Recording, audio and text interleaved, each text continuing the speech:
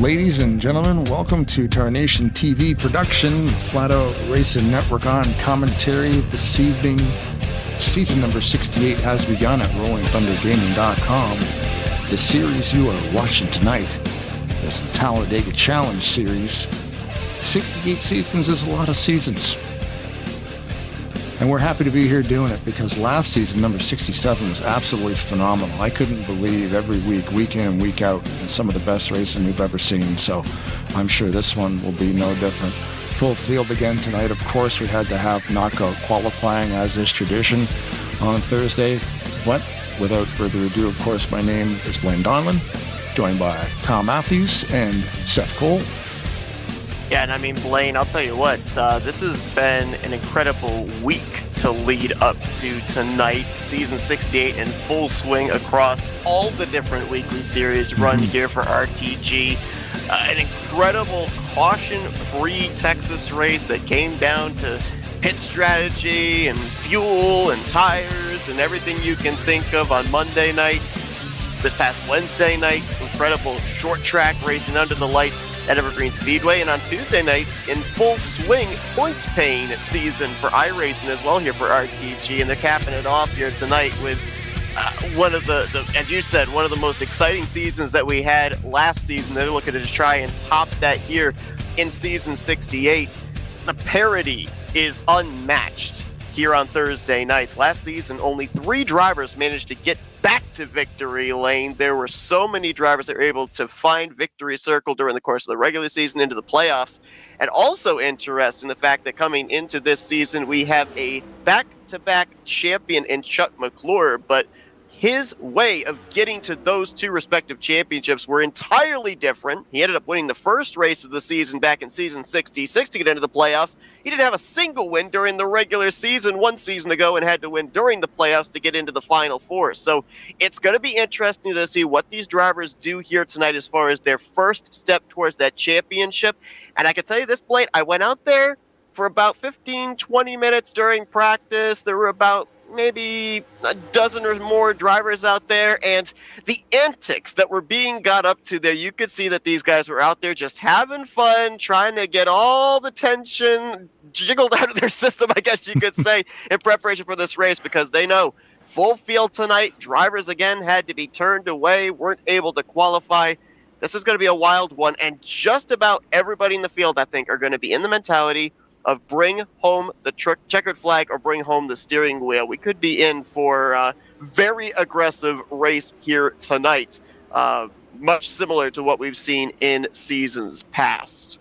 It's race number 1, like we always talk about it. It's a big deal because if you can win a race, you lock yourself into the playoffs. And, you know, coming out here and doing it in the first race is a pretty cool little bonus. You know, you get that weight off your shoulders right away, and you can just kind of have some fun the rest of the way, you know, through this thing, which lasts, I do believe, 14 weeks. Yeah, pressure, if you can alleviate that, it's huge for a driver to be able to do something like that. Last season, it was Brian Schilling that was able to get that early checkered flag and then be able to, not necessarily points race, but race a little less in jeopardy, I guess you could say, for the remainder of the regular season. We'll see who is going to be able to get that golden ticket into the playoffs here tonight with this first victory of season 68. Drivers are lined up on pit road, getting ready for 66 laps of racing in tonight's season opener. And Dylan Young making his first start of his career here on Thursday nights. He had to qualify in as one of the go or go home drivers, qualified his way in on speed. He's going to have the front row alongside of Robert Breedlove, Graham McDonald, Bernie Mobbs. There could be row number 2. Row 3, Craig Hagley and the defending champion, back-to-back season champion, Chuck McClure. Good starting track position for him tonight on the outside of row 3. Ulysses Sandoval and Milt Surratt. They're row 4 with your top 10 completed by Tim Nofsker and Rodney Sullins. Tim Anderson and Glenn Harris, they're back in row 6. Row 7, Ken Roberts and Brian Lovell. Ken Roberts, by the way, 1 week ago won the Super Speedway All-Star Race. Same mod, same track as they're running here tonight, so squirrel that away. Jeremy Jeffries and David Little, they're in row 8. Row 9, Jason Scheck, new number this season, alongside of the defending winner of the season opener from 1 season ago, Brian Schilling. And your top 20 completed with Doug Hulick and Dennis McCarthy. John Godfrey, Bobby Farrell, they're back in row 11. Grant Wesley and Michael Norman in row 12. Row 13 finds Billy Elliser and Robert Spring, with row 14, Richard Martin and Terry Bombard. Your top 30 will be completed with Denny Carroll and Mark Paglia. Back in row 16 finds Mike Mangialardi and the winner of the last Tally Challenge race, the season finale 1 season ago, Joe DeSpirito. Row 17 will be Randy Waugh and Josh Metallic. Row 18, Donnie Garrett, Greg Lovell. Kelly Causey and Bob Seminara back in row 19, and your final row to complete the final 40-car field here tonight, Rod Weston, Tarnation TV broadcaster, along with Cody Lamas. Yeah, Rod got Rodney Sullins to paint him up a Jägermeister car, and he goes, man, I don't know if I'm going to be able to qualify for this thing, but it looks like he did. And because it's his first time running here on a Thursday in a while, they've probably asked him to start near the back. But either way, you know, Rod knows his way around this game too, so that's cool. He's coming out here, and if you've ever watched a Tarnation TV broadcast, Rod Weston hates super speedways. So here we go. Well, here tonight, much like Dylan Young, going to get some good super speedway experience. This was a big reason why Dylan wanted to participate in this series, get a little bit better at super speedway racing. We're better to do it here than with the Talladega Challenge Series drivers. 66 laps of racing. Only one driver can take the checkers, but 40 of them will take the green. Season 68 of the Talladega Challenge Series is officially underway. Amazing how season after season after season, it's just nowhere to fit on this grid. You know, knockout qualifying on a Thursday night. It's a work night, you know, but a lot of people come out and want to run here. And they put up the numbers consistently all the time. Robert Breedlove, he got a slightly better launch on the drop of the green flag than Dylan Young did. Tried to clear down the back straightaway, couldn't quite do it. Might have Dylan Young cleared off at turn 4. Nope, still not quite. Dylan still to that left rear quarter panel.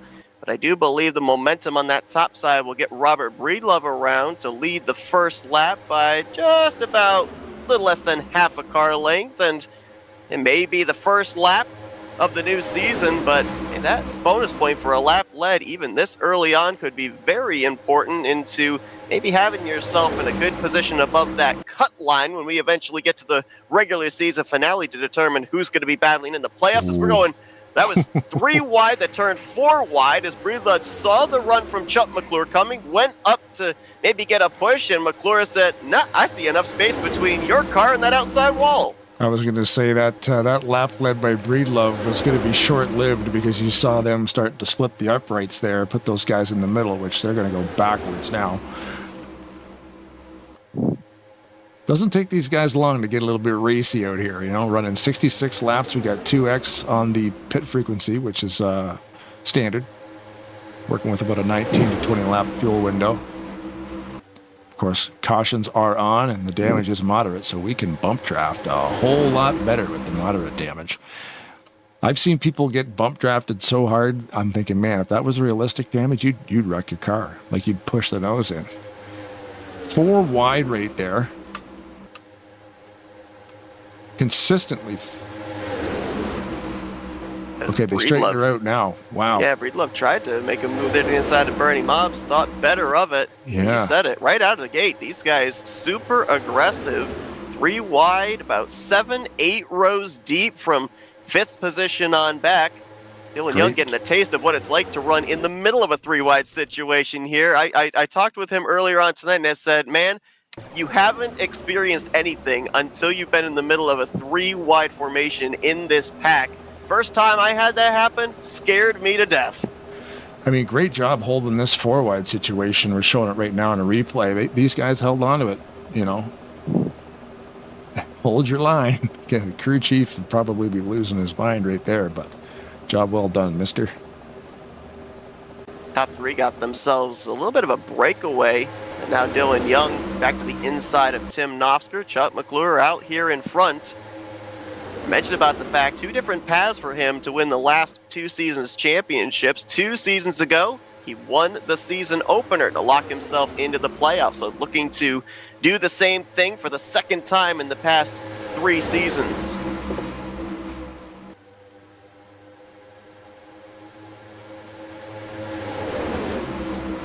Lots of familiar paint schemes out there, but a couple of pretty cool-looking new ones, too.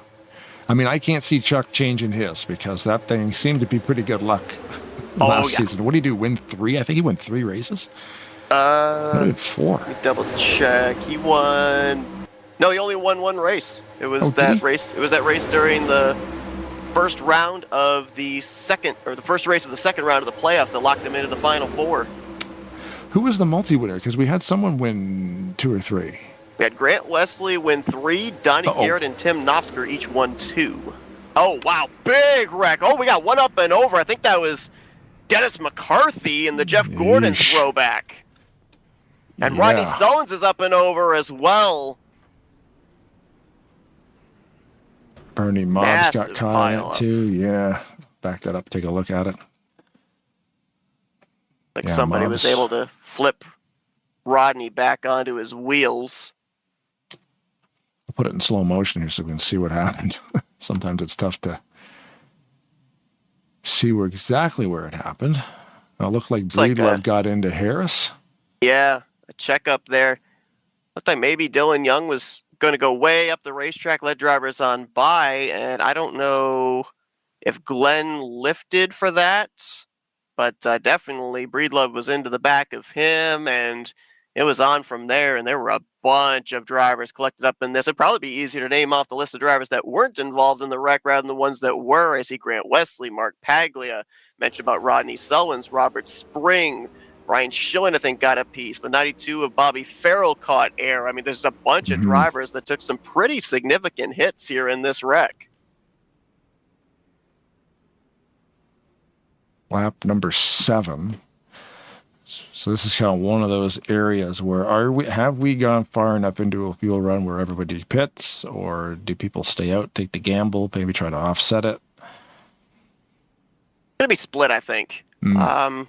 If we were talking about 2 to 3 laps in, I think you would see most everybody stay out. But normally when we get around 6 to 7 to 8 laps into a run, there'll be those handful of drivers that will actually keep the track position. Second half of the field will come down pit road. If we were past lap 10, I'd say more than likely we'd see everybody on pit lane. But who knows? We'll see here. I mean, it does pose an interesting question, because if we were to run this race the entire way green flag, then on the next to last pit stop, they would find themselves 6 laps short on fuel. So right here, yeah, they're all going to come down for the most part. I think this is not really surprising, because now they know that they can make it the rest of the way on 2 more pit stops.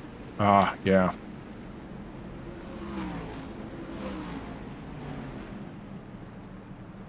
Ronnie Sullins sent me the link to those cool new pit boxes. That looks pretty sweet. You mentioned about the new paint schemes here this season. Jason Scheck featuring not only that, but a brand new number as well, moving from the 81 over to the number 12. Main and tail sponsor. I'm trying to rack my brain. I know Kyle would know what the throwback is, what driver that's a throwback to. Kyle's having some technical problems right now, so we'll hopefully get him in here before this race concludes. But not difficult to find that number 12 machine out there in the racetrack. Pretty flashy scheme.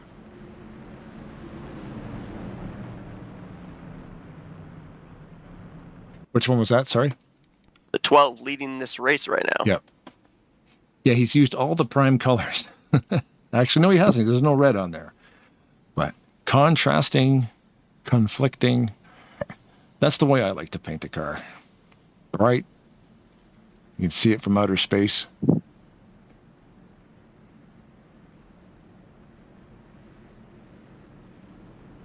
Try to see if I can find exactly. It's a 1995 throwback. Trying to see who it's a throwback to.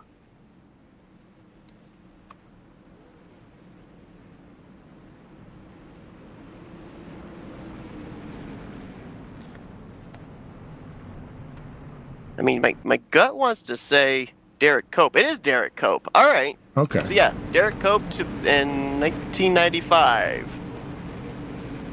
Straight Arrow, main and tail original. Derek Cope knew a thing or two about winning at a super speedway, taking the 1990 Daytona 500. So nice. You know, maybe Jason can channel that here at this super speedway of Talladega. And if you can't do it today, he's got a whole bunch of racing left. Like 14 weeks they do this, so. Yeah, I do think this is actually going to be one of those occasions where they will get to run all 15 races, 9 regular season races and 6 playoff races.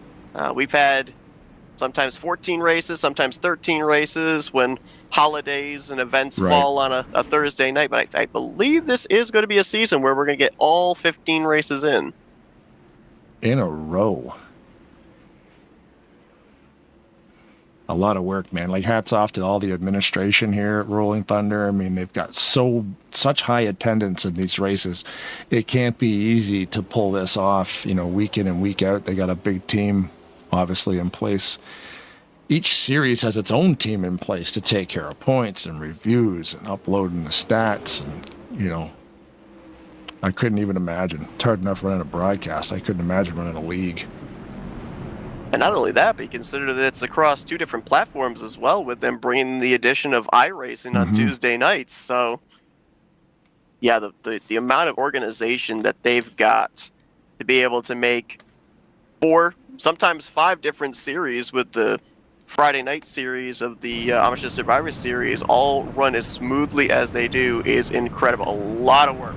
People don't realize it, but a lot of work goes on behind the scenes, not just to prepare the races, but then for on-track administration. And then after the race is over, after the dust settles, post-race reviews go in as well to make sure that everything was squared away from the evening before. So there's a lot of hard, tedious work that goes in. A lot of effort goes into making each and every race, whether it's Monday, Tuesday, Wednesday, Thursday, or Friday, be not only a great experience for people that watch the broadcast that we do, but also for the drivers themselves, and that's why they keep coming back.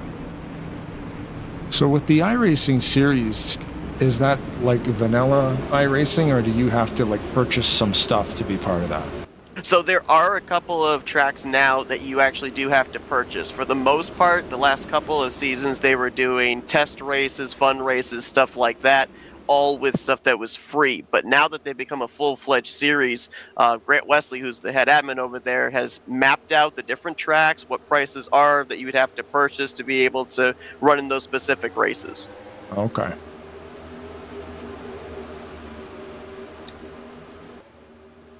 Back green here. Lap 10 on the board. These drivers should be good to make it the rest of the way on 2 more trips to pit road. Chuck McClure with help from Tim Knopsker on that inside line. Mentioned about that 55 of Ken Roberts. We ended up getting a little bit of insider information last week when he ended up winning the Super Speedway All-Star Race for 2026. He says, I'm going to be here Thursday nights full-time running for the championship. Last couple of seasons, we've kind of seen him on a part-time basis. And with that momentum of the All-Star Race win 1 week ago, he might be a potential favorite coming into tonight's season opener. And that's the great thing about this series too. Anybody can do it. You know, we've already seen how many lead changes. Like we've got 1, 2, 3, 4, 5 lead changes already, I think.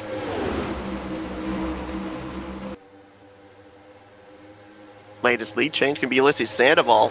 You know, obviously, you know, we're highlighting a lot of drivers that did really well last season, but how about drivers that kind of came up a little short of their own expectations, perhaps? Ulysses Sandoval probably be one of those drivers. We've seen him have a 3-win season, be in the hunt for the playoffs and for the championship. Last season was a bit of a down season for him.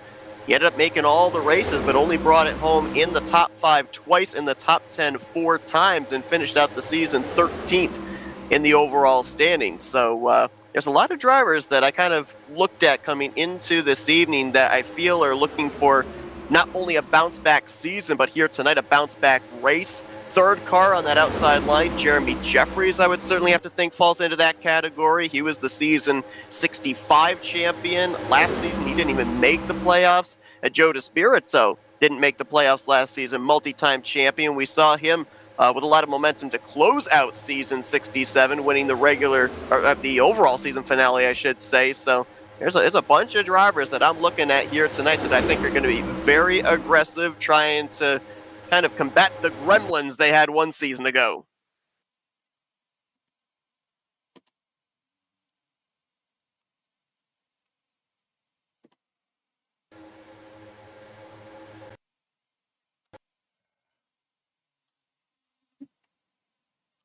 Three wide for the lead.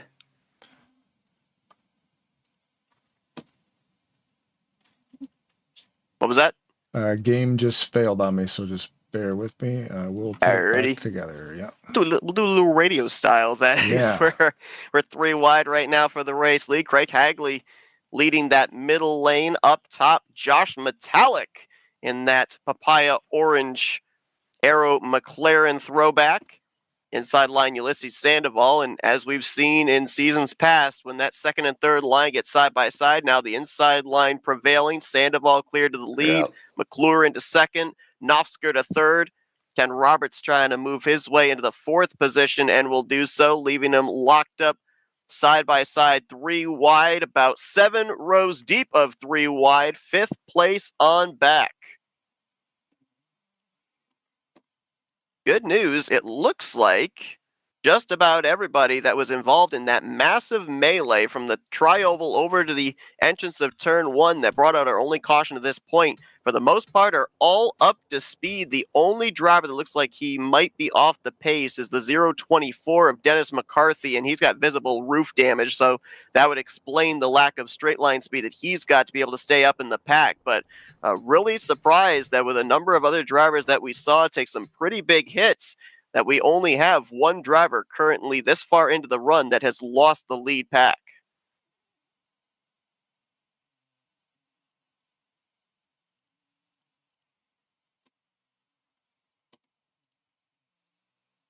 And all those drivers that got cleared on the inside line, now they've moved up to the middle line.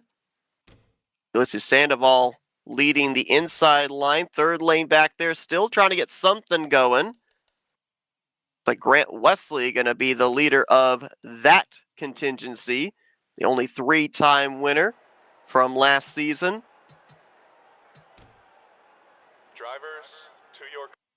All 4 of the drivers that were a part of the run for the championship one season ago in the field here tonight, 2 of them out in front, McClure and Knopfsker. Wesley, as mentioned, leading that third line. Donnie Garrett kind of chilling at the back right now. Scoring last time by and had him in the 33rd position. I think he's just kind of in ride mode for the moment. And Jeremy Jeffries is now going to pull down in front of Ulysses Sandoval on that inside line. He'll be side by side with Craig Hagley for the 4th position, the General Lee paint scheme. The top 4 continue to keep themselves in single file formation in that middle line. Chet McClure up to this point has led 7 of the completed 15 laps. Did I just see somebody disappear? Yep, the 39, a metallic, unless I'm seeing things. Nope, you are not. He disappeared on my end as well. Just now reappears again. That's twice, yeah.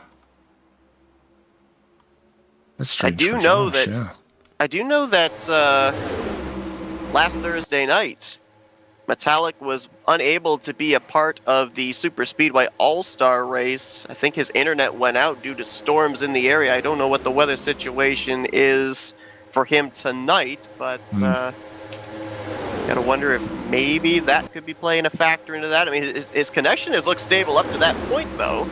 So I don't necessarily know if it's weather related or just a momentary thing. A driver who knows a thing or two about blinking on and off, Chuck McClure, we saw him do that multiple times last season over the course of a few weeks, race after race, but was able to keep himself out of trouble. Ultimately was able to bring home the championship. So a little blink doesn't hurt anything. As long as everybody is aware of it, gives you the space necessary for it to settle out. Yeah, when they see it happen, these guys are pretty good at giving space to everybody involved.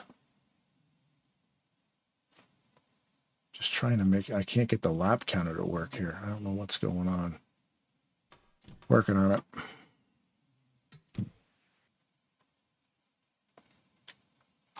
You had to restart the game, correct? Yeah, which means I'll lose the ticker. So right now, I'm not sure you'll be able to get the ticker back. Bottom right of the screen, I've been able to make it work off the overlay, the replay overlay. So right. It's not lined up properly, but what you see at the bottom right of your screen, right, 19 of 66. That'll work. That's I've run into that situation before too, because unfortunately, for people that don't know, normally when that happens, you have to restart the ticker, and even if you restart the ticker, then you have to restart OBS, and that would mean we would go off the air if we did that. So it's a catch-22. And I find with the ticker that I'm using, when it comes back, it just goes to zeros. Like it'll just say like the laps don't count anymore for some reason. I don't know why that happens. But like right now my ticker is saying checkered flag. So I can turn it on, but it's just going to say laps complete. It doesn't say anything.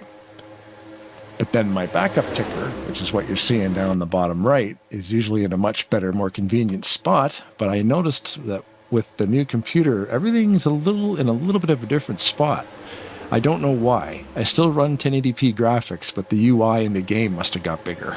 I don't understand why that happens, but all these little tiny things are going on my list of tweaks. So that's a temporary fix. We'll make it work next year. Yeah. Or next week. I don't know. I think the technology gremlins are out this evening, because you're having that problem on your end. Kyle was having issues getting into Discord. And he's still not back. That's the last message I got from him, he said he was trying to get in, and I have not heard anything since. And then for the first time in a long time, my feed keeps wanting to occasionally tank down to about 7 frames per second. So I don't know what's going on here this evening. Something or somebody wants to interfere with our broadcast. Yeah, because I'm usually pretty consistently 100 to 140 frames per second in this, but it's actually dipping down sometimes around 30, which is strange. Like you can see it kind of stalling every once in a while, which is really weird. So yeah, I don't know. Something's going on. Something's happening. Yeah. We'll blame the universe, the entire universe. Technology may not be cooperating, but the racing has been really good here. Still continuous side-by-side, third place on back.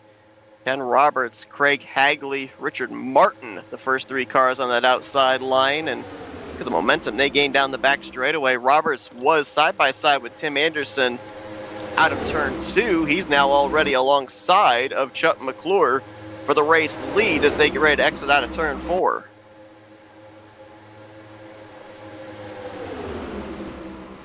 We a third of the way through this race. I see Dennis McCarthy is going to be probably going a lap down pretty shortly. He was involved in that big one at the start, which he actually got rolled over. So you'll see him coming up here. And we are 3 wide back there, so this is going to get real tight. And when they go around that 024, you should be able to see the roof visibly is caved in after he was up and over. That does not help the car for speed at all. That's a lot of aero damage. Takes away a lot of miles per hour of straight line speed, and saw they just kind of blew his doors off.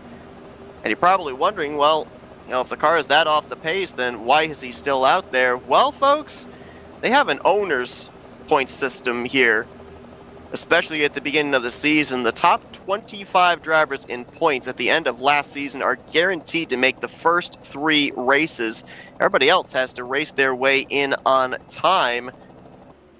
And so you want to make sure you're above that cut line after race 3, so that way if we have, which we ended up last season, I think outside of 2 races, having full fields and go or go home qualifying, if you're above that cut line, you're locked into the field. But if you're below that cut line, you got to race your way in on speed. So maybe one of the things we don't talk a whole lot about on a weekly basis, but it is something that drivers that are down hovering around that position in the point standings think about every single week. The goal is to get up above that cut line so that way they are secured that they're going to race every Thursday night. And that happens in the first 3 races. The first 3 races are based off of last season's top 25 in points. Oh, okay. Race 4 onward goes off of this season's points. Oh, trouble! Oh, Denny my Carroll goodness. just got spun around. And we've got others involved there. Billy Elliser, Yeah. Robert Spring, I got Robert Breedlove as well collected up. I just Young is barely in there. caught the tail end of that. I'm gonna speculate it looked like maybe bumper grab, maybe there was a bump in the corner, but it almost looked like potential bumper grab. Denny Carroll off of Greg Lovell. That's unofficial. That's just what I think I saw there, but I think I corner saw. wrecks are tough to avoid. I'm amazed we only had about a half dozen drivers involved in that. Yeah, there was no, well, I guess we're going to go back and look at it, but yeah, it looked like everybody behind there was able to kind of check up and sort of let it happen. I believe I went too far. See if I can find the point of impact here.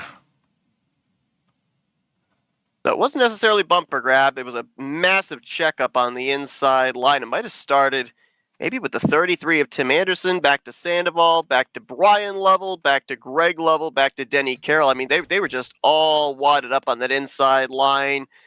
We see that all the time at super speedways, and unfortunately the checkup just accordions back. Bobby Farrell tags the 41 from behind up into the 21 of Randy Waugh. Glenn Harris collected up in that as well. And then a few other drivers in that also. Yeah, no, I think there was a lot of, in the first wreck, I believe there was a lot more damage caused. Yes. This is just a lot of bumping and sliding, so hopefully these guys are okay. I'd be a little concerned about the 21 of Randy Waugh because that was hood first, nose first, up into the outside wall. I'm not certain about any of the other drivers. It looks like, for the most part, all those other drivers involved should be okay.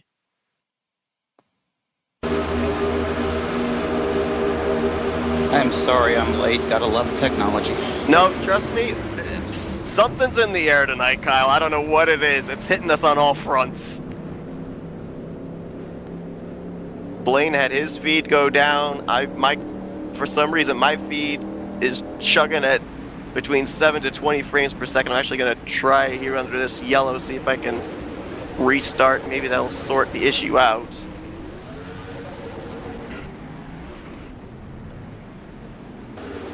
It's a night of perseverance, I guess we could say. We always seem to get it up there, but it doesn't look pretty right now, but yeah. I'm not even going to bother with my free cam, drone cam thing. I don't want to press my luck. Look, I don't know how much you've seen so far, if anything, but the unthinkable happened, something I predicted. What would that be? D Young got the pole. Oh my. And is currently running in 32nd. Yeah, we saw him coming down pit road, having that number 1 pit stall. Looks like Rod's going to stay out, get himself a lap lead here. Yep. Focused One of on those the drivers that 19. would fall into that category of trying to get into the top 30 in points. Every point could be important towards that, so I like this call. I think he stayed out an extra lap under the first caution. The problem for him was, though, a couple of drivers stayed out ahead of him, so he wasn't able to get the lap lead. This time he officially does.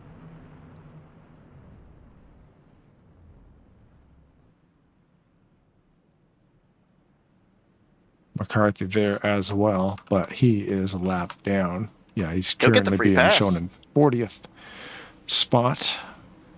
Yeah, the only car a lap down, yep.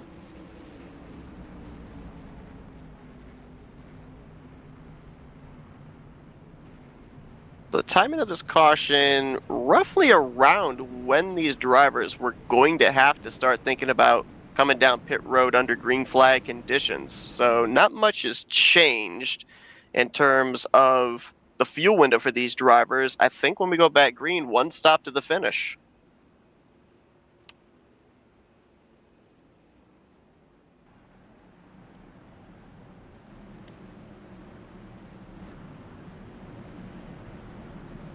Currently the fastest car on the track, Jeremy Jeffries, 200.8 mile an hour with a 47.639 on the time card.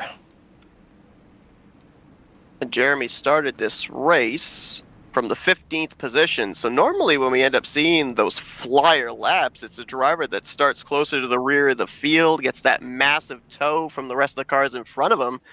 And Jeremy had worked his way up into the top 5 prior to the yellows. So pretty unusual that we end up seeing a driver score the fastest lap of the overall race when they're as close as Jeremy's been to the front of the field so far tonight.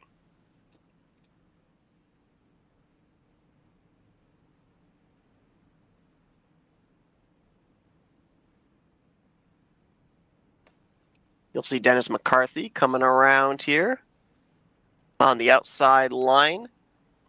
Get his lap back, which will put all 40 drivers back on the same lap as the new race leader, Craig Hagley, in the 82 car. Craig Hagley last season, I believe he didn't run all the races. I believe he ran on a part-time schedule. Trying to see where he finished out last season in points. Yeah, he was 49th in points, only made 3 of the 14 races one season ago, so looking good here. Hopefully we see him running full time. Tim Nofsker lined up to his outside, then Jeremy Jeffries, Richard Martin, Ulysses Sandoval going to be the top 5. Joe DeSpirito will line up 6th, Grant Wesley in 7th, Ken Roberts in 8th position with Bob Seminara, and Brian Schilling going to be the top 10 when we go back green. Lights should go out on the pace car this time by. Benjamin Snyder in the YouTube chat here on the Tarnation TV side of things. Who's in the booth, he asks. Well, it's Kyle Matthews, Seth Cole, and me.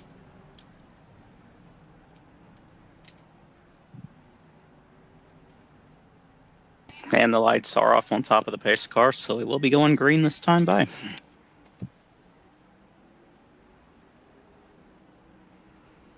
Second restart. So far, only 2 caution flags here as we're about to enter into the second half of this race. Again, only one more pit stop these drivers should have to make to see them through to the end of this race. More than likely, we'll see that pit stop somewhere around between laps 46 to 48. Should we trend green in that direction, that should be within the window to get them to the checkered flag. A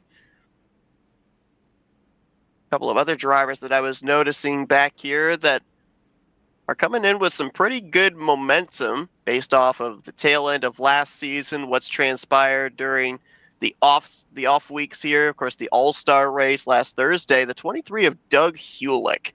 If there's a driver that's kind of under the radar to keep an eye on this season, I think it would be him, just based off of what happened in the All-Star race. He had to qualify his way in through the Open, was able to get through, I think it was 3 or 4 different wrecks on the final lap to snipe the 3rd and final transfer spot, and then made good on that, finished runner-up in the overall All-Star race. So he found something there that night, and that might transfer over here on a regular basis here in season 68. He's up here on the outside of row 7 in the 14th position, so keep an eye on him during the course of this race. Looks like he's trying to carry some of that momentum over here.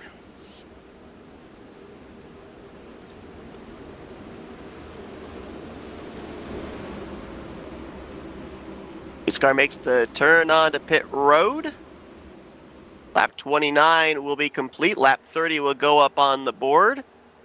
It's the Dark Horse Mustang of Craig Hagley that'll bring us to the green. Waiting on the flagman there. Ooh, a little late display of that green.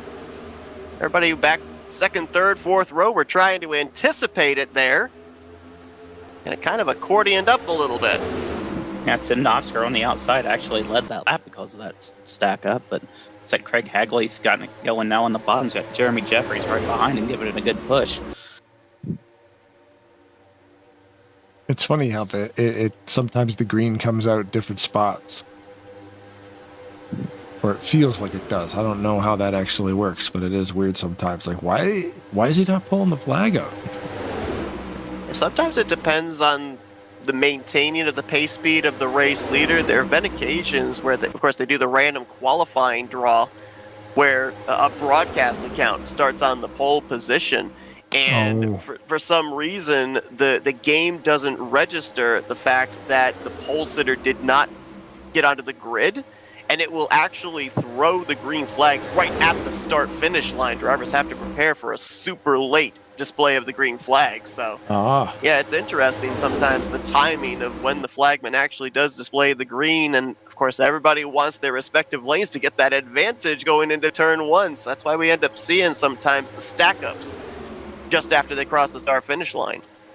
I think that may have affected how that restart went right there. Usually a lot of times the race leader will jump up to that second groove immediately on the restart. But we saw Craig Hagley stick to the bottom, and it worked out well for him. But now Ulysses Sandoval getting a good run on the outside with help from Tim Knopsker. A couple of drivers I noticed under that caution period. Kelly Causey ended up coming off of pit road in a pretty high position. Chuck McClure, of course, was up there at the front when the yellow flag was displayed. Those two came down pit road, gave up a lot of track position to top off the fuel tank. What do they know that we don't? Whoa! There's a wreck. Ken Roberts got sent up into, I believe that was Brian Schilling, and the back straightaway is littered with spinning cars. They're still piling in.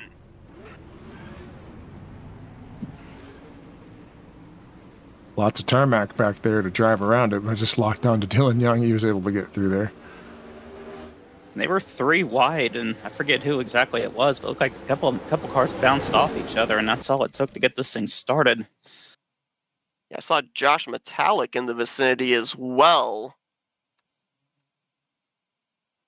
Ken Roberts was the car that went around, and then I think he went up and clipped the left rear of Brian Schilling. Looks like looks like that bumper grab, maybe? Maybe, or maybe just an uneven bump? Between the 28 and the 39, I think they were the cars that got together initially. Yeah, they're so close coming out of that turn. Just bottlenecked everybody up. Yeah, and then it shot Metallic out. Yep. Your stream ended there on Discord. The technology problems continue. My game just crashed, so I'll try and bring that up here in a minute. There might be something going on at my end I got to look into, because this is the third night this week that the game has crashed. I don't know what the deal is.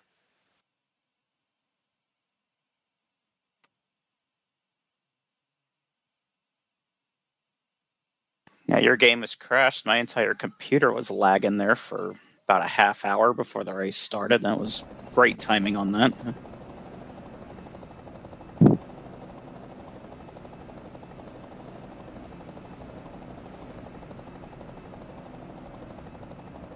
Some people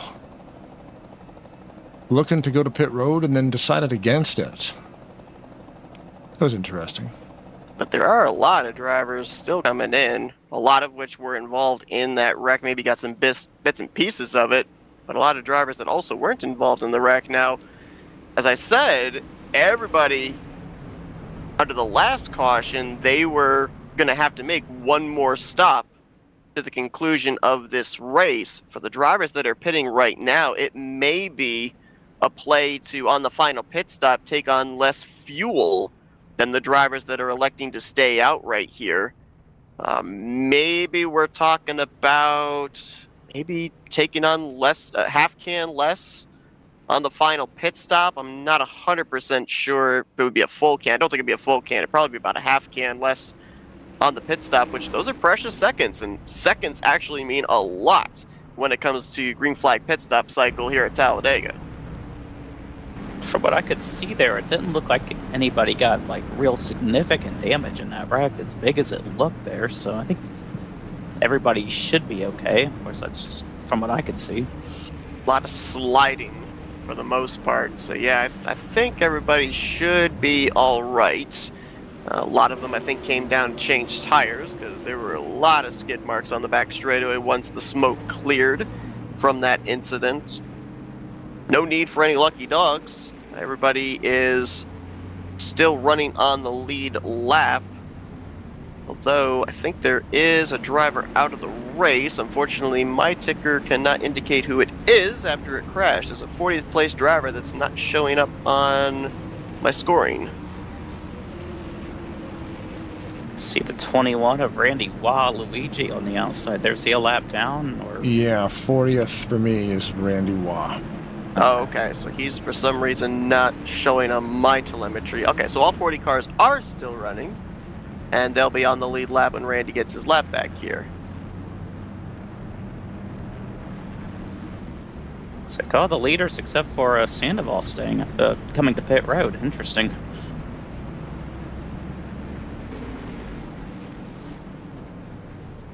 But we've seen in the past that Ulysses isn't afraid to try some different pit strategy than everybody else, so can't say I'm too surprised by this.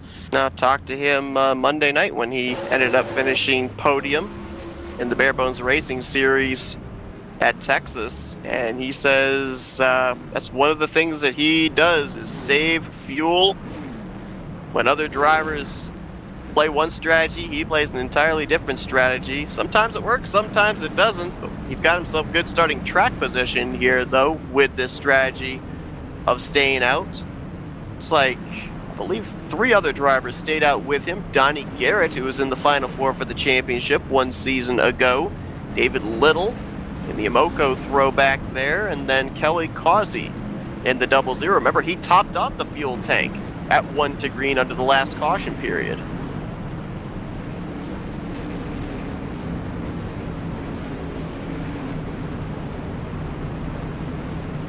New colors there. Well, I shouldn't say new colors, but new look on the 77 of Donnie Garrett here this season. Had just the straight purple car in season 67. Adds a little black there onto the hood, up towards the roof. It looks just as fast, though. There's a couple of new paint schemes I see out there, a couple of throwbacks. I see a Jimmy Spencer Kmart car back there. I see a Derek Cope, I believe the sponsor was Maintails. Yep, I had to Google it. I said if Kyle were here, he'd know right off what that throwback was. I had to Google it to find out that it was a Derek Cope throwback. Yeah, when Derek Cope drove for Bobby Allison back in the mid-90s right there. It's a good-looking paint scheme. I've always liked that one. You mentioned about Billy Ellis there, always has some good throwbacks. Last night, I'll ask you, Kyle, because I meant to ask you this last night, but I'll ask you now. Wasn't there a, I want to say, John Andretti car that was sponsored by Band-Aid? Band-Aid. Because Ellis there last night in the Early 8 Series ran a Band-Aid sponsored car. The throwback looks so familiar to me, but I couldn't place exactly who it was that drove the car. I don't remember Andretti ever being sponsored by Band-Aid. I know they sponsored Michael Waltrip in the Busch Series back in like 99 or 2000, but that's really the only thing I can think of for that particular sponsorship. Okay, maybe that's who it was then. But yeah, Billy brings out some really, really good throwbacks. And another good one here this season as we're back underway. A couple of Toyotas on that inside line. Going to get Sandoval to the lead. Pulls up right in front of Donnie Garrett. You see more drivers migrate their way up to that middle groove. One driver who had a wild ride actually almost had to call a tow back to pit lane after our first caution. Is that fifth car on the inside line. You see a big gap back to him, but that's Rodney Sullins. New colors, new look this season as he's got Andy's Frozen Custard on that machine this season. That car was up on its side. Fortunately got flipped back onto its wheels past the start-finish line when we had that big wreck happen for our first yellow flag, but really that hasn't hurt the car at all. It still was able to stay up in the lead pack, and now it's making its way up into the top 10. It's just amazing how this game works. You think you're in a hard, have a pretty hard crash, think you're out of it, and then lo and behold, you find your way back up there in contention. A lot of moves being made right there down the back straightaway. Hagley saw the run by Sandoval, went up to block it, then came back down to the middle line. Donnie Garrett goes up there with Ulysses, and we're 3 wide for the second position as Greg Lovell now will take the lead. It's got help from Tim Anderson right there in the 033, the Bass Pro Shops Chevrolet. Denny Carroll right behind them. Tim Anderson 1 season ago crossed the start-finish line P1, but ultimately an incident that he was involved in on that final run to the checkers called on him, warranted a post-race EOL. So he's up here looking for a little bit of season 67 redemption.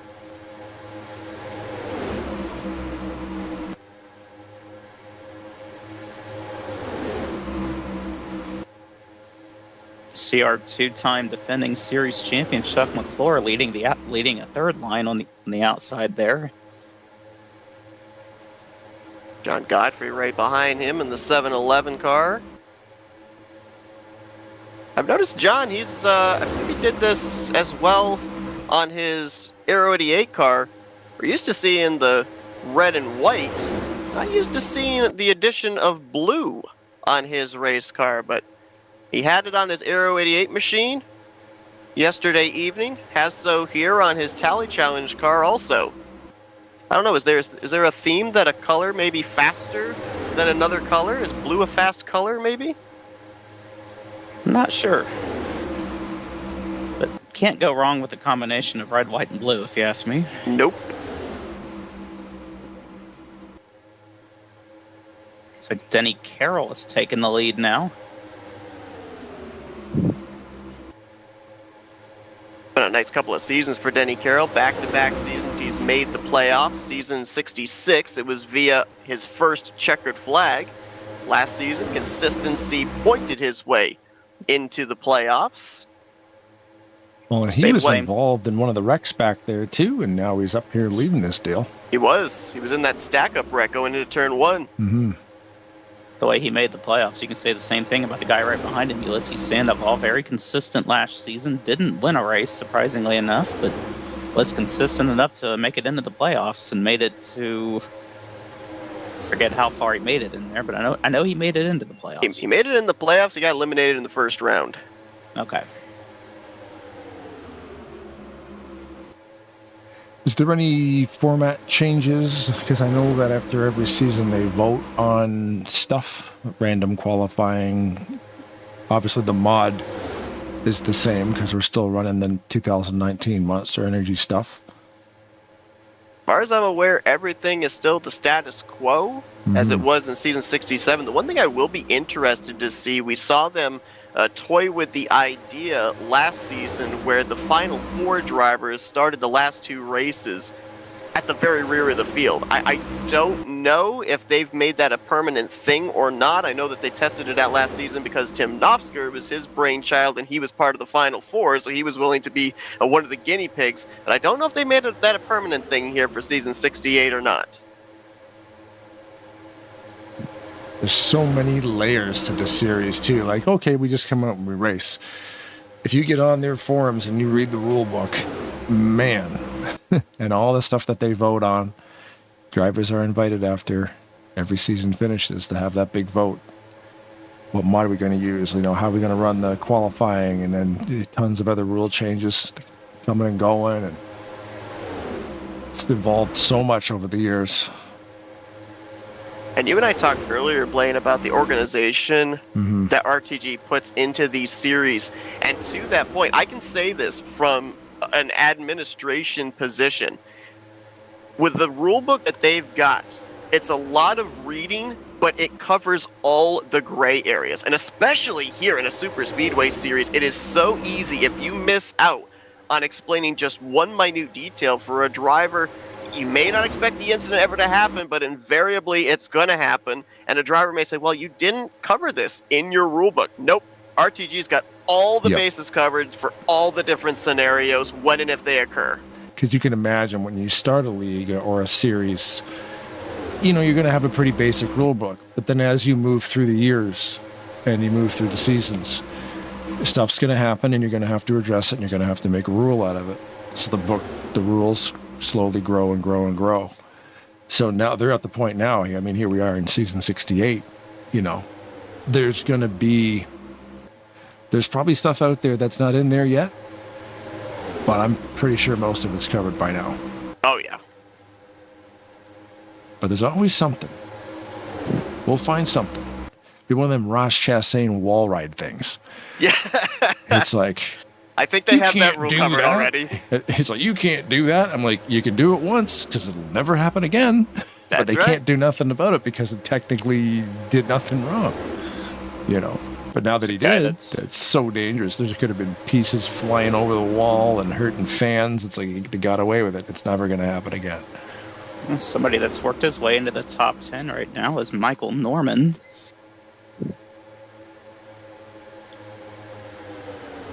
We normally have seen Michael last season running the Cletus McFarland Kinetic sponsored race car. But he's now got the Mr. Sam's, I'm trying to remember what the sponsor is. Mr. Sam's Spray Wax, I believe, is the sponsor. It's the scheme that Cletus McFarland almost ended up winning the ARCA race at Talladega earlier on this year. It's a good looking car there. The guy that painted it did a pretty good job on it. Yeah, I wonder who that was. Okay, it's 4 hours of my life I'll never get back. You're the same as me, eh? Just meticulous perfectionist.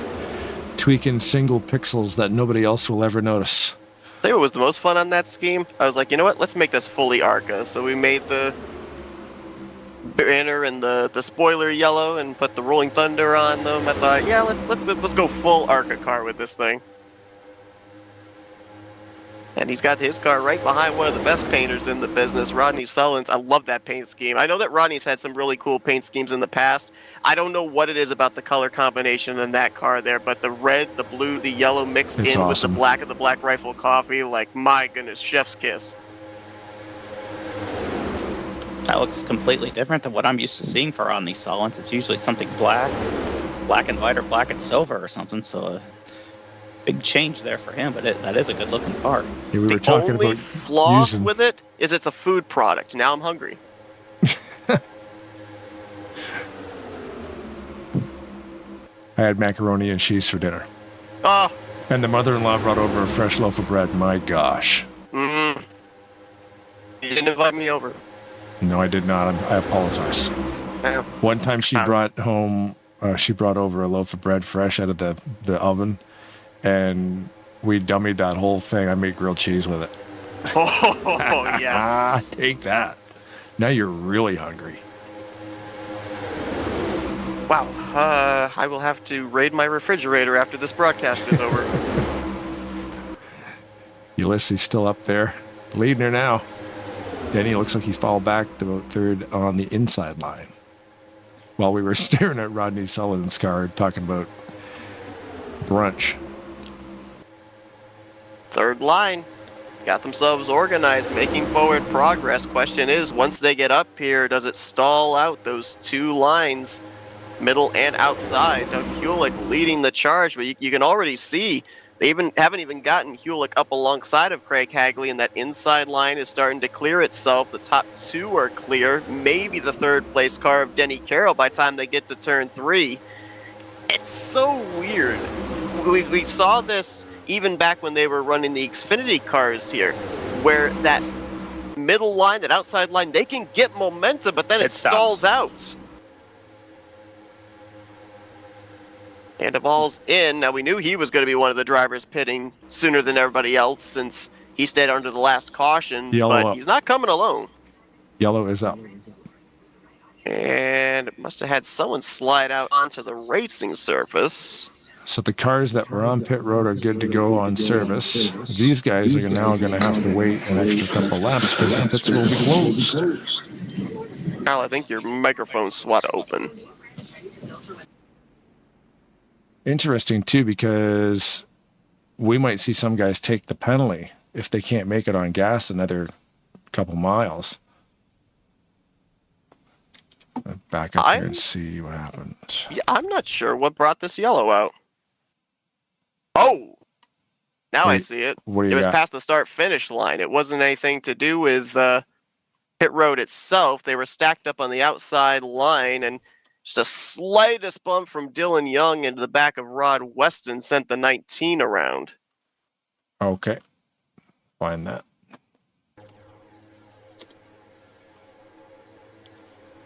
Yeah, just a big stack up right there, and Oh, it looked like Hagley got a little bit wiggly up front there. That might have upset that line, yeah. Yeah, they all checked up in reaction to that. just a big chain reaction deal right there. Nothing that... Mobs avoided Rod Weston. That was a crazy move to avoid a contact with that. Okay, we got to go on board with the 31. That looked insane. There were a lot of drivers that did a good job to not hit the 19. The 26 of Billy Elliser nearly ended up T-boning him. Mike Mangialardi had to kind of squeeze between Rod and the outside wall. Mobs demolished himself by avoiding Rod Weston. Ay, ay, ay.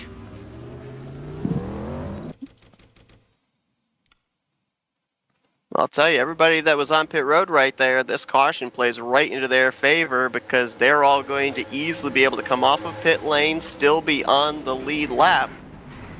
They can make it on fuel when everybody else pits. They're going to all cycle up to the front.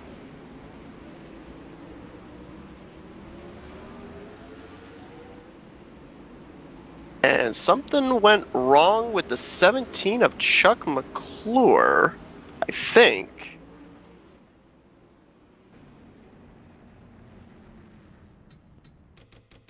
Something's going on with him, yeah. Yeah, I don't know what's going on with him. He was running the apron of the tri-oval. Now he's up against the wall. Yeah. I'm not sure. Yeah, why didn't he pit? That's strange. He should have. Well, he was on pit road with that group. The only thing I can possibly think of is maybe when he was in his stall, he might have been speeding. And if he was speeding and the caution came out, the game will automatically give you an EOL penalty rather than a black flag. So that might be why he's dropping back behind all the drivers right now that just pit. Right. Yeah, because he's just doing about 66 miles an hour right here, right now. Below the yellow, just letting everybody get around him. So, yeah, I would think you're right with that one.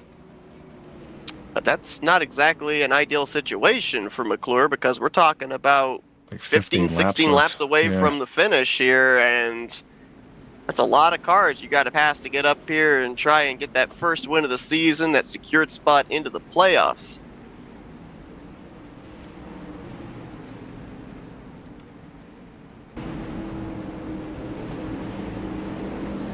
Just going to turn the lead over to Tim Nofsker. You talk about a driver that had quite a dramatic end to last season.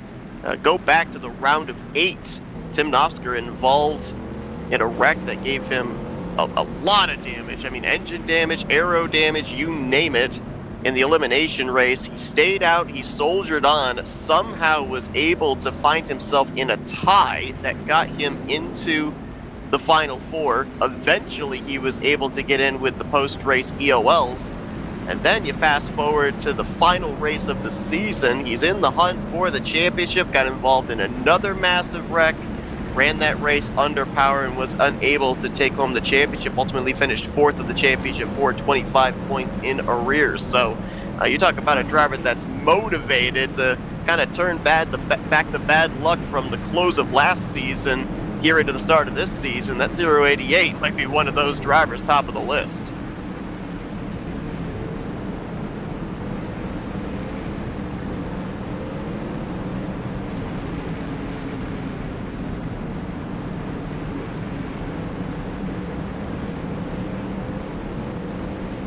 Lights are out on the pace car. We're going to go back green. It will be 15 laps to go officially.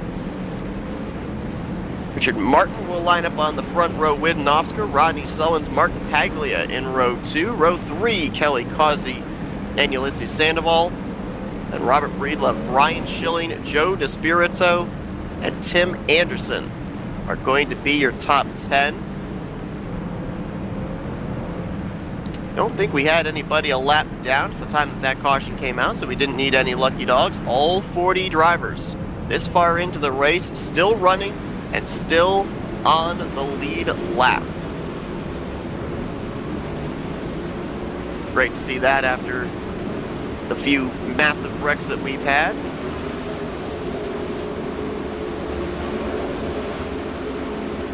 And now, everything's going to happen up above the yellow line. Pit road no longer will be a factor. Everybody is good to make it from this point on fuel.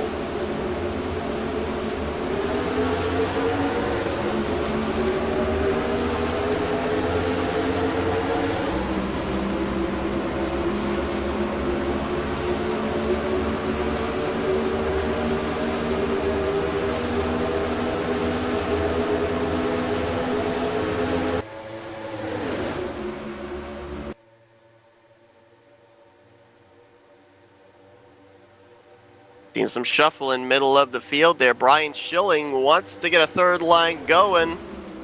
Doesn't look like really anybody outside of Craig Hagley willing to go up there, at least at the moment. There's Rodney Sullins. With help from Kelly Causey, just barely noses ahead out of turn 4. Looking for his first lap lead of the evening. Going to be close between these two, and another big wreck. Oh, wow, Donnie Garrett.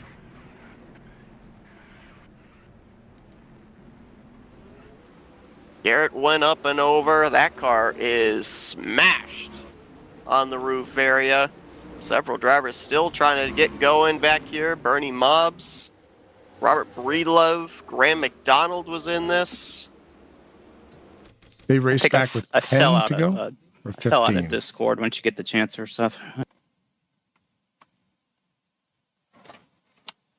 Looking oh, there we go. Now you've reconnected.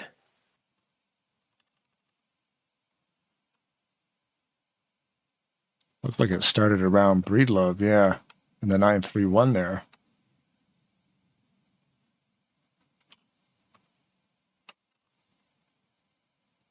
You know the old saying, cautions breed cautions. With the fact that we do have all 40 drivers still running, all still in the hunt for this victory, I think we're going to see the aggressive racing continue here on every one of the upcoming restarts. So that is a wild ride for Donnie Garrett. I would say he's going to fall into the same category as Dennis McCarthy. So he's got roof damage on his 77 machine, so not the way that he wanted to start off this season, one season removed from being in the Championship 4. Yeah, a couple of guys that made it to the Final Four last season running into some trouble in the first race of this season. We saw Chuck McClure have whatever problems he was having, and now hard wreck there for Donnie Garrett. This plays into that word we were talking about, though, parity. One season, you look at a driver, they're consistent, they're in the playoffs, they're in the championship hunt. Next season, it's like, what in the world happened? Well, that's super speedway racing for you. Yep. Right place, right time. That's why consistency is so impressive, because it's so hard to do. Seeing how last season went, one thing I learned is never count out Donnie Garrett every time he thought he was out of it. Well, he comes back and wins in the clutch. So, not the way he wanted to start this season, but still can't count him out. What was it, twice last season? He was in must-win situation and delivered. Yep. First time was to make the playoffs. The second time was to get into the Final Four.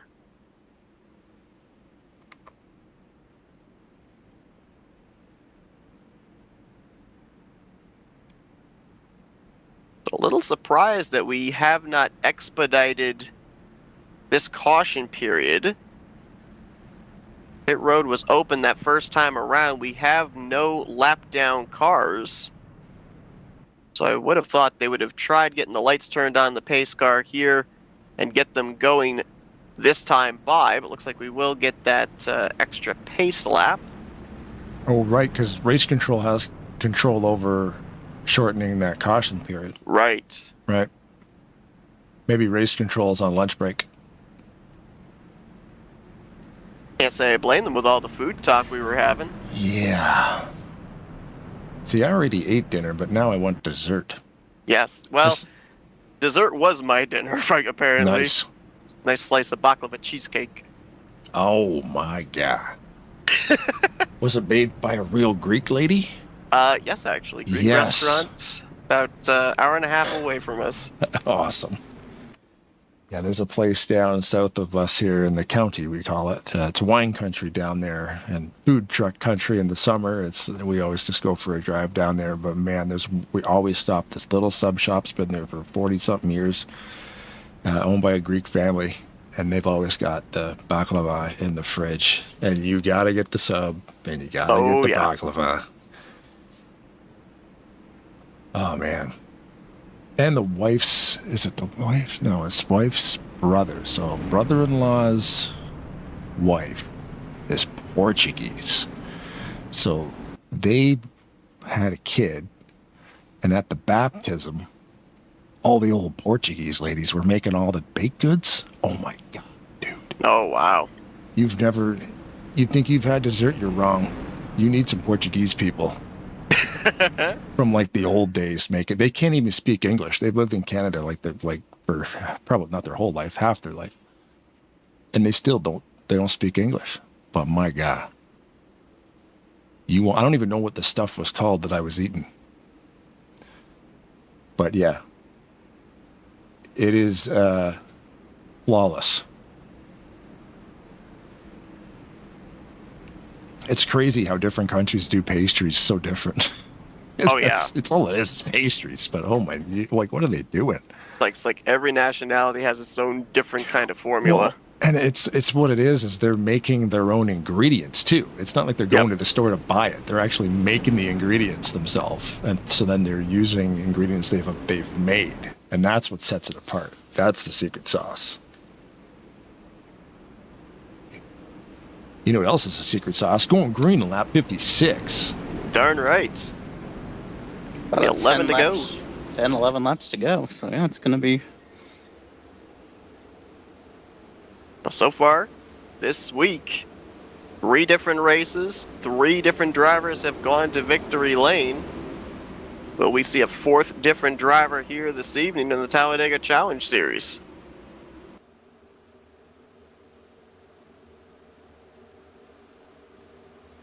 Couple of Chevrolets on the front row, then a Dodge in 3rd, Chevy in 4th, Toyota in the 5th position, and Mark Pagley, the highest running Ford, in 6th as the green flag back in the air. Tim Knopfsker, who was a 2-time winner last season, looking to claim the first victory here of season 68. And if anything happens from now to the finish, it's a race back situation. Knopfsker tried to move to the outside there, but that's doesn't really have the drafting help he was looking for. That's going to open the door for Richard Martin as Mark Paglia and Brian Schilling get together. I don't know if that's even going to bring out a yellow, to be honest. No, we're still green. I saw those cars spin down towards the inside of the yellow line. And race control is not going to throw the yellow for that. Boy, the 4 of Brian Schilling. Looks like that car hit hard back end first to the inside wall.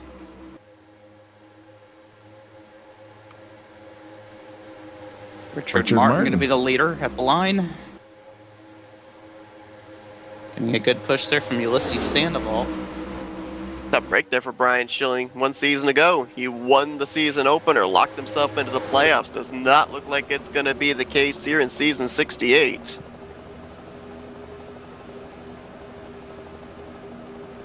Number 2, Brian's the defending winner of the bracket challenge. That's going to be starting up in a few weeks. The drivers 1st through 32nd in points will be a part of that bracket challenge. That's another thing that these drivers are potentially racing for, to maybe give themselves a higher seed once the bracket begins.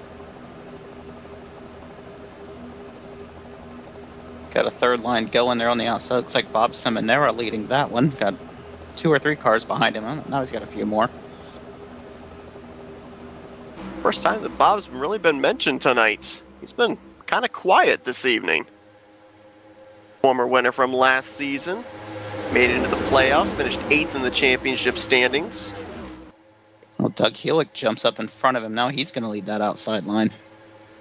Is Seminara teammates with Godfrey? Because the paint schemes look very similar. So, I think unofficially they're teammates. I don't know if they actually are or not, but as long as I can remember, John's been in the 711, Seminara's been in the 712. Their schemes have looked similar. I think at one point they both were running the same sponsorship as well, so I think they're teammates.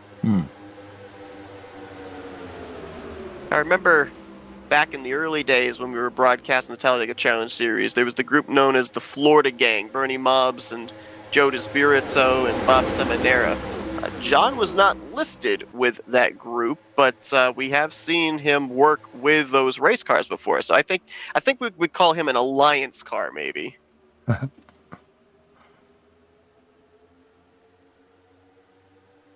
to peel back the layers. Yeah, exactly. That's something we should probably do, is try and figure out, who are the teams, because we've seen the alliances before, the drivers that work with each other consistently every Thursday night.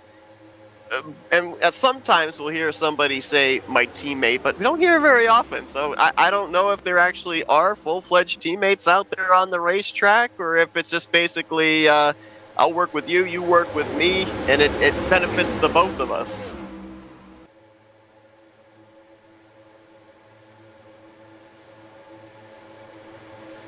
We're getting down to it now, within 6 to the finish.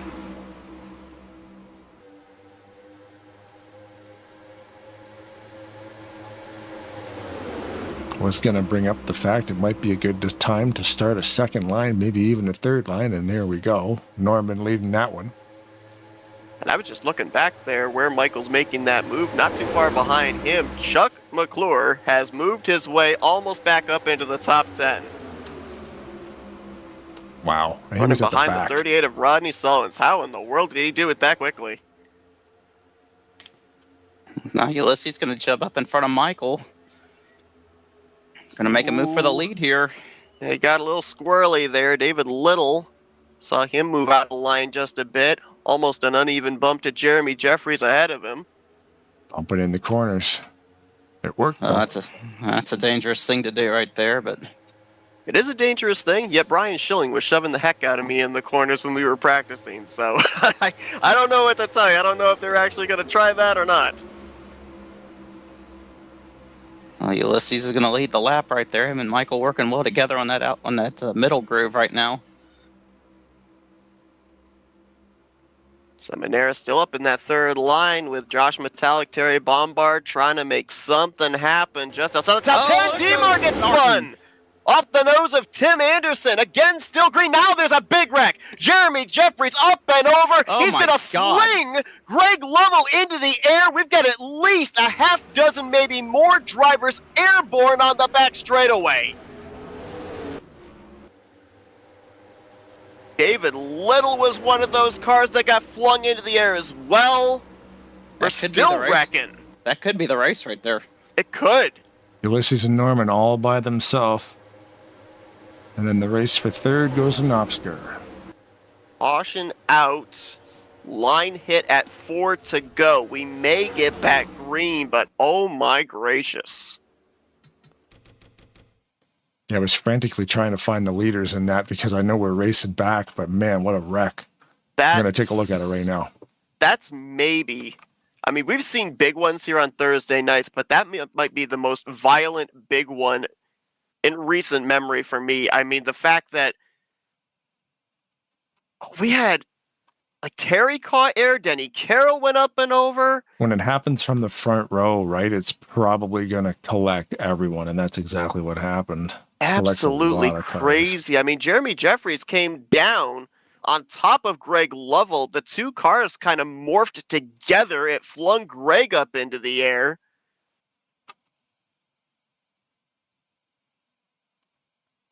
Normally, the violent wrecks we end up seeing are in the corners. This may be one of the biggest, most violent straightaway wrecks I think I've ever seen.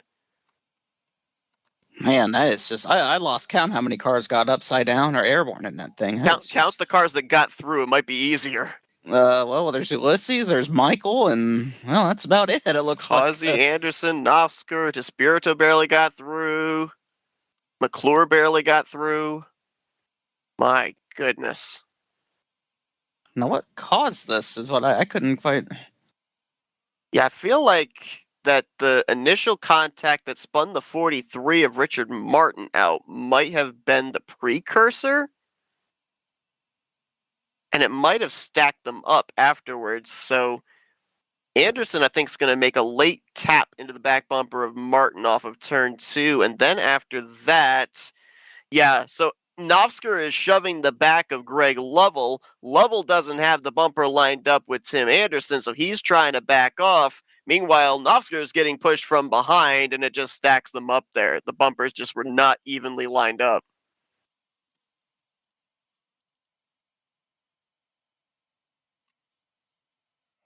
Game crashed again, so I won't have that replay. I think I counted 7 total cars that got upside down in this wreck. David Little, Jeremy Jeffries, Greg Lovell, Denny Carroll, Terry Bombard, Bob Seminara. Yeah, Greg did like a backflip.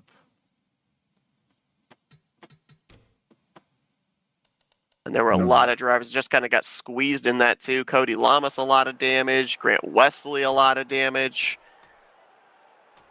Like Randy Waugh. Drivers to your car. Because my Jason game Scheck went into out, I won't be able to drivers look that at got up replay. and over, actually. I didn't see that throwback got into it. Bernie Mobbs, Billy Elliser, Dylan Young, Robert Spring, Milt Surratt. The laundry list of drivers involved. But now is the question. It looks like we are going to get back green. I think the lights are out on the pace car, so we're going to have a 2-lap shootout to decide this. The question is just how many drivers are actually up to speed. Looking through the field right now of those that were involved in the wreck, there might be maybe a dozen at most, maybe back to Rod Weston there.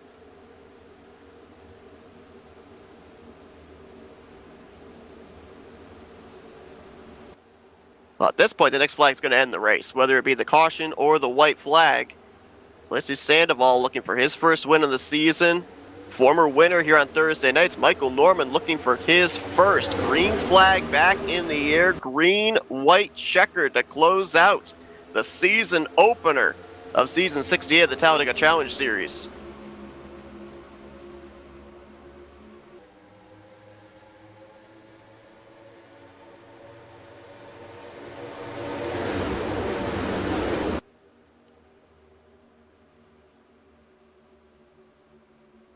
You're going to see maybe some gaps through the field here of drivers with damage. Just trying to hang on for whatever position they can get. Still dead even between Sandoval and Norman. Oh, Causey makes the move up top 3 wide. Michael can't cover it. That's going to help that inside line here. They will, it looks like, make it back to the white flag. Lap traffic coming up. David Little going to get out of the way.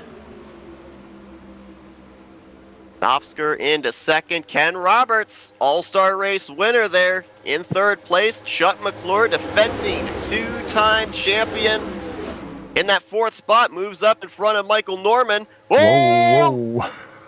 Nofsker tried to make move on Sandoval, not enough space. How wide is that 096 right now? Lost connection to teams to Discord again. Whoa, goodness. Sandoval left the door open. Here comes Nofsker. McClure going up 3. Oh, they're all sliding around. We got wrecked there. Despirito up into the wall. And Nofsker is going to cross the line and pick up the victory. They're still wrecking across the start-finish line. But Tim Nofsker gets himself a little redemption from the end of last season. Punches his ticket into the playoffs here tonight in the opening race.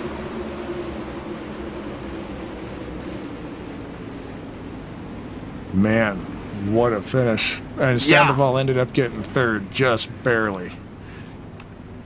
There were moves, there were blocks, Yeah, 1/100th of a second was Ulysses to third to Roberts to Novsker. So You could definitely tell that this was the first race of the season. Everyone had the devil-may-care attitude right here for this one.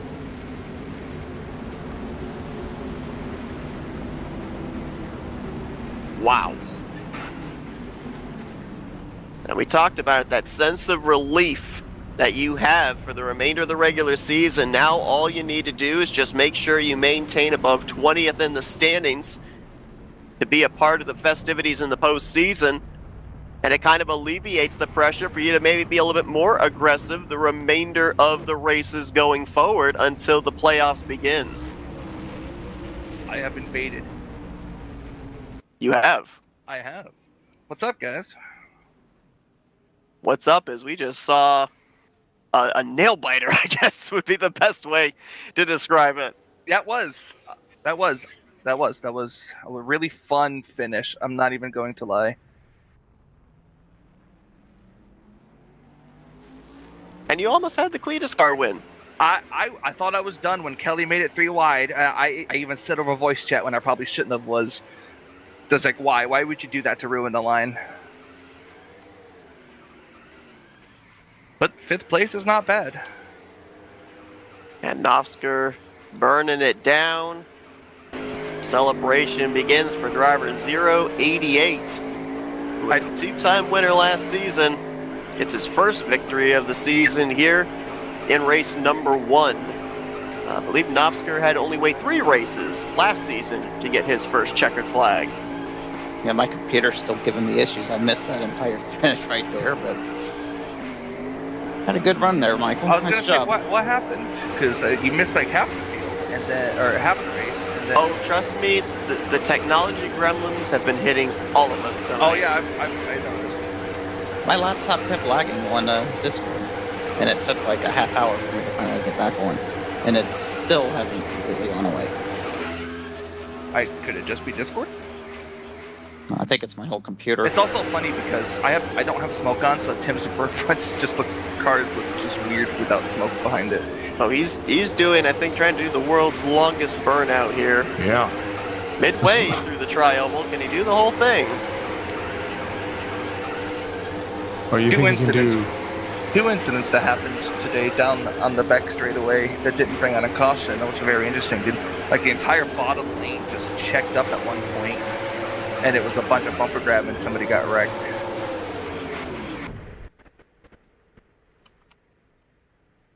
Oh, I think the engine died on him. He almost got the whole tri-oval. Finish? 25th. 5th. Oh, I see him. Okay. I was Dylan looking through my finished ahead of results. him, so You know what? We should interview Dylan at some point just because of that. you should. I got a glimpse of his car. I am disappointed that he didn't have something on there. And Well, it was a There car is thrown a reason together for that. last minute. It's a car Yes. thrown together last minute. Okay. So Now let's see if we can dial up the podium finishers here on the evening. As he was leading us to the white flag, ultimately brings it home in the 3rd position. Let's dial up Ulysses Sandoval. Hey, Ulysses, the guys up here in the broadcast booth, you got a copy? Man, I'll tell you what, we saw you, first off, early on in this race, play a little bit of strategy in terms of fuel. Got a timely caution that cycled you back up to the front of the field, and then you're leading us here to what was looking like going to be the final green flag of the evening. A lot of blocks being made there, a lot of moves being made there. You and Tim Novsker in a bit of a cat and mouse those final couple of laps. Ultimately, though, able to bring it home in the 3rd position.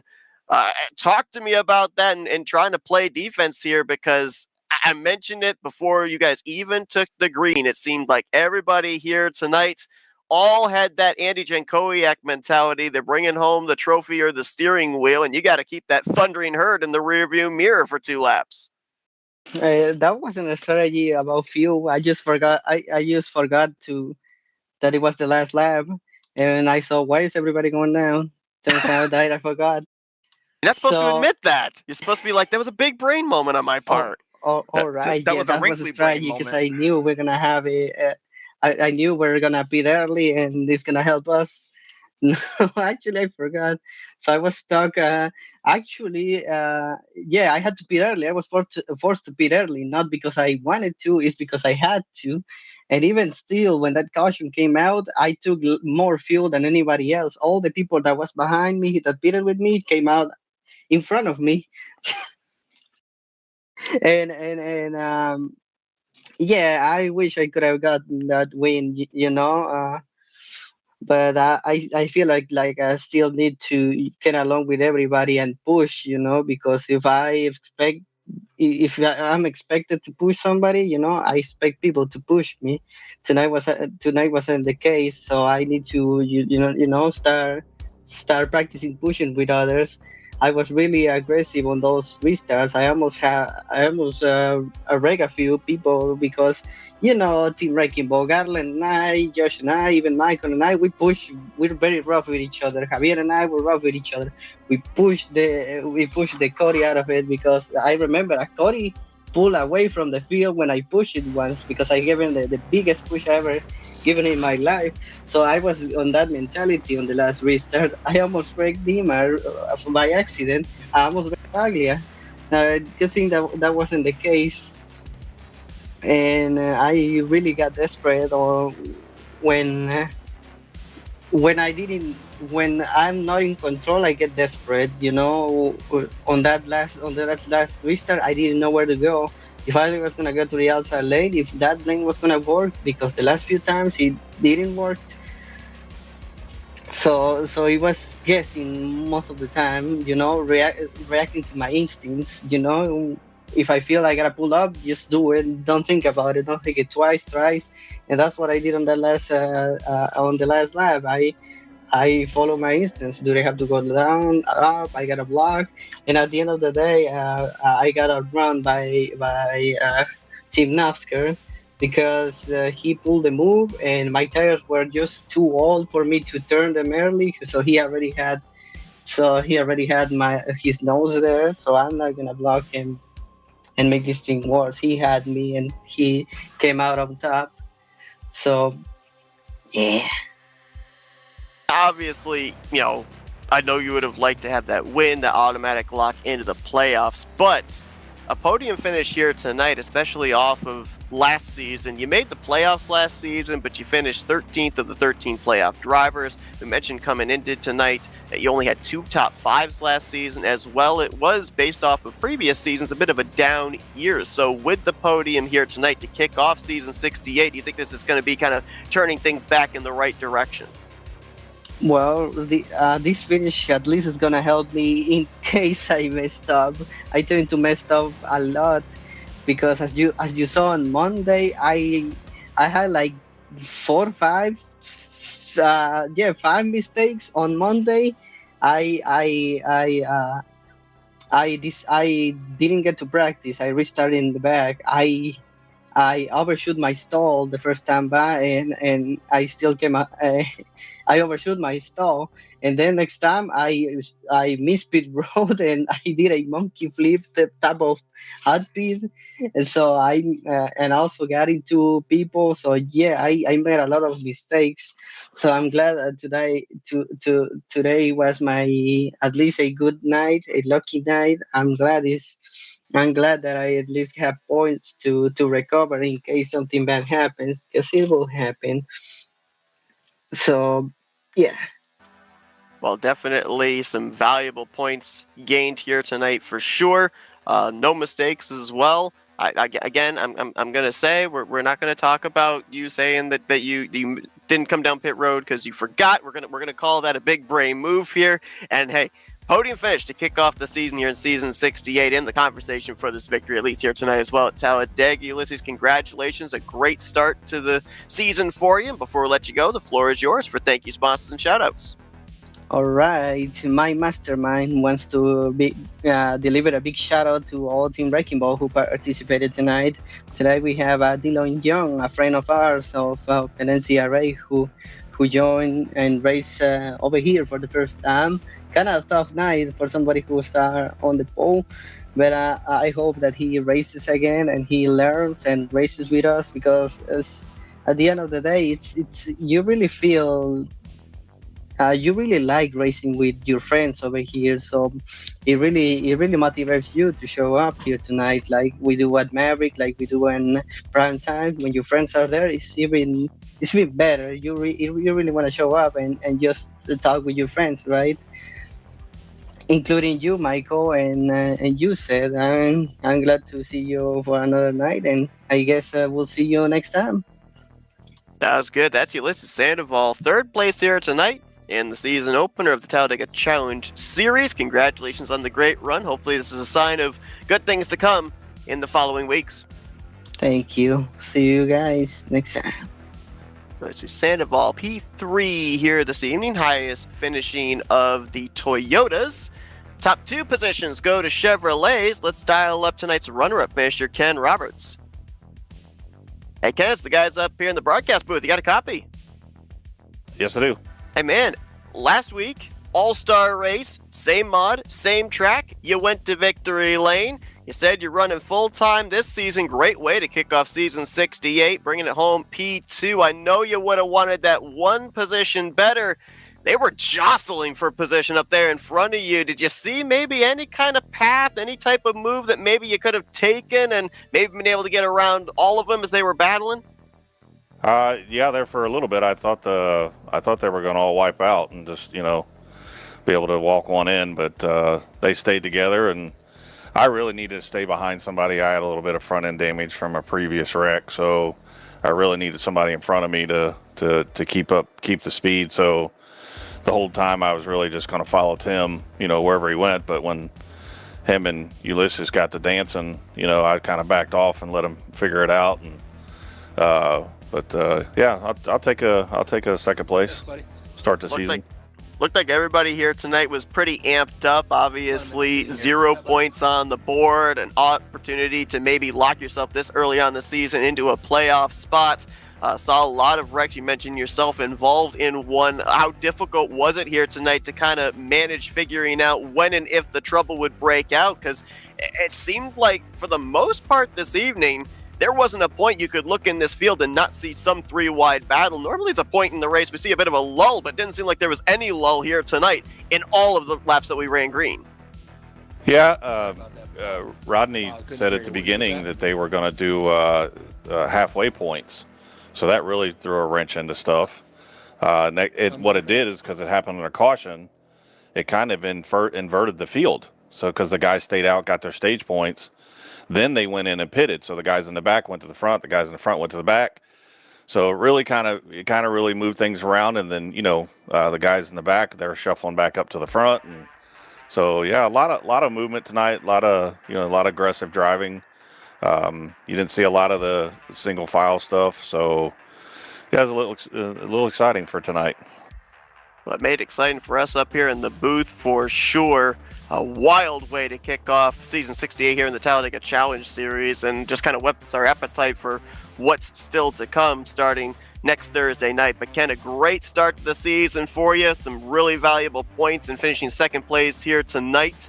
Maybe we get that one position better next week. But before we let you go, the floor is yours for thank you, sponsors, and shout-outs.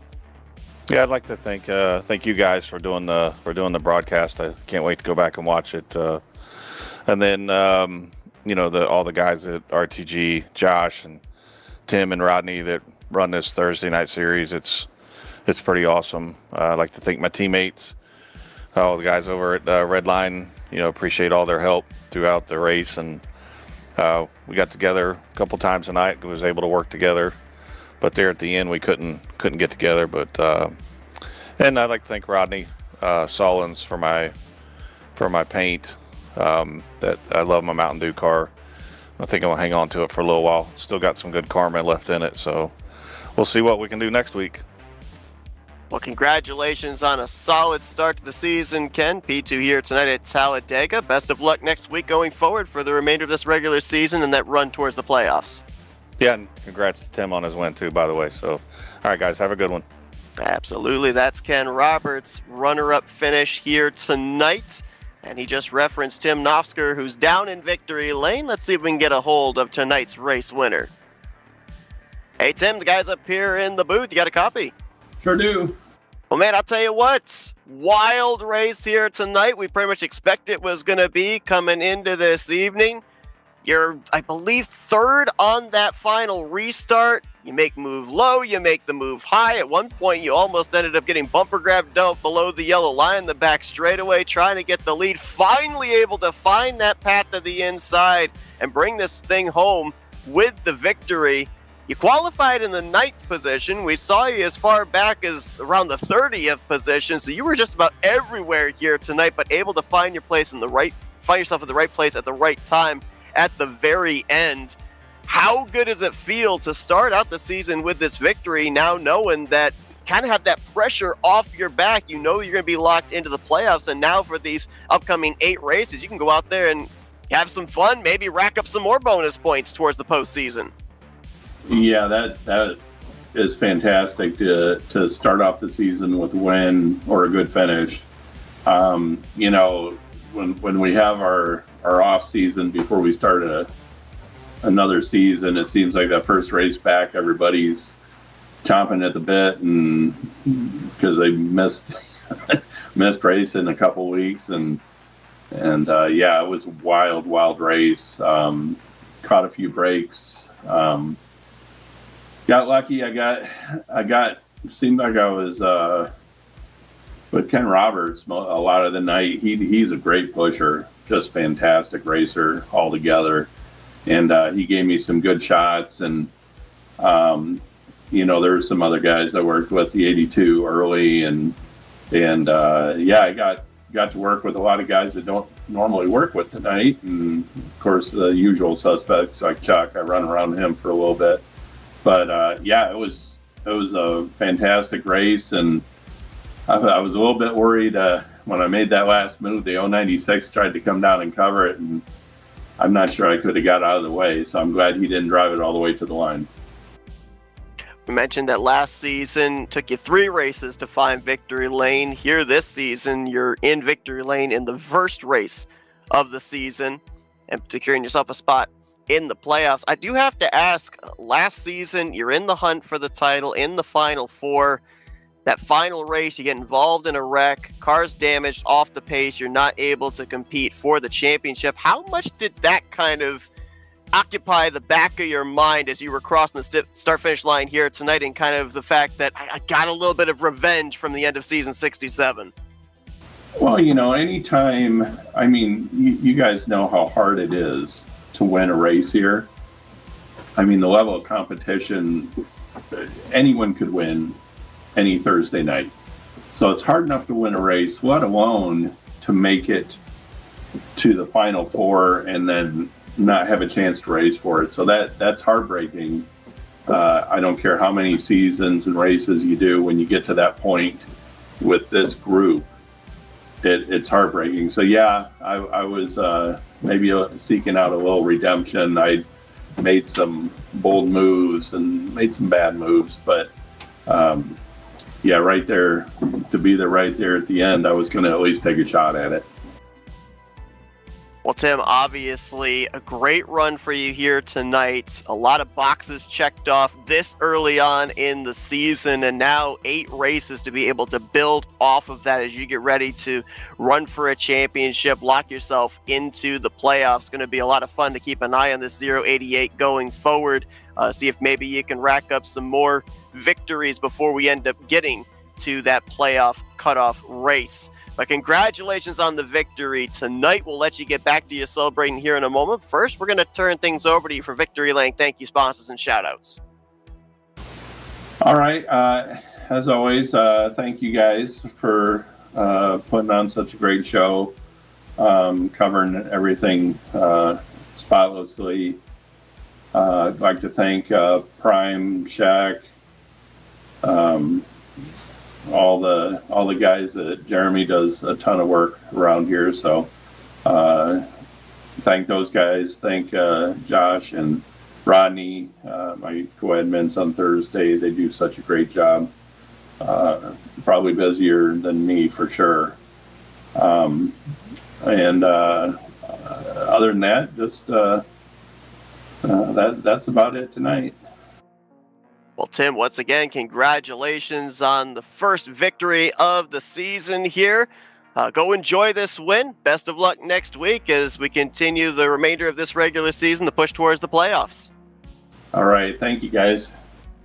Tim Nofsker, your winner here tonight at the Talladega Super Speedway. And while on all fronts, technology may have let us down, the drivers certainly did not. What a thrilling start to the season here for the Talladega Challenge Series. And I would normally say that, now they've got it out of their systems, that amped up energy that they had here after having those couple of weeks off. Now that may have dissipated after they finally have gotten 66 laps under their belt. But if we go back to the last couple of seasons, race 2 was just about as crazy as race 1. So if people are expecting to see maybe a little bit calmer of a race next week, I'm not sure we're going to get that.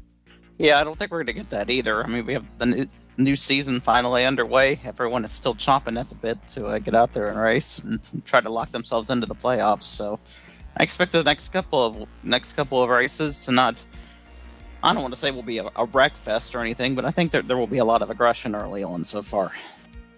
And I think that aggression as well might be in part, as we just heard. I didn't actually see this posted, and that's my fault. Apparently, we've now heard that there are stage points that are handed out to the top 10. I attempted to tell Kyle that, but I think I had my mic muted when I whispered him, unless he was having issues. Yeah, at halfway, they're award the top 10 points. So that's something that we'll have to keep an eye on going forward, and I think that makes things even more interesting in terms of us maybe seeing more aggression out of the drivers around that portion of the race. I agree. That's why you saw those people stay out during that one caution and the back half of the field come in. It makes sense now. I wasn't sure what was going on at that point, but now, in retrospect, with there being stage points handed out, makes complete sense of those drivers playing that strategy. So that will be something to keep an eye on going forward here for sure. Points being handed out at the halfway point, as well as the overall points to get handed out at the conclusion of the race. But man, what a thriller here tonight. What an incredible week this has been with the season openers of the respective weekly series here for Rolling Thunder Gaming, and what an exclamation point to cap it off. Cannot wait to see what this season will bring, but Tim Nofsker is the first one to claim that golden ticket into the playoffs as he takes the checkered flag in tonight's season opener at the Talladega Super Speedway. Thank you all for joining us here this evening. Be sure to join us right back here next Thursday night, 9 p.m. Eastern Standard Time, for the continuation of Season 68 of the RTG Talladega Challenge Series. The Bracket Challenge going to be starting up in a few weeks here as well, and certainly can expect that we're probably going to see a full field 1 week from tonight. But for Kyle Matthews, Blaine Donlin, I'm Seth Cole. Thanks for joining us here tonight. We'll see you guys next week as you've been watching another broadcast courtesy of the Flatout Racing Network and Tar Nation TV. How dare you forget about me?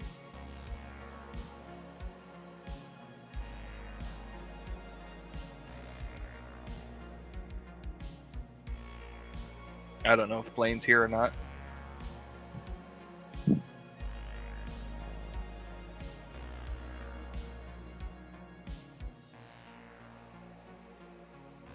Blaine.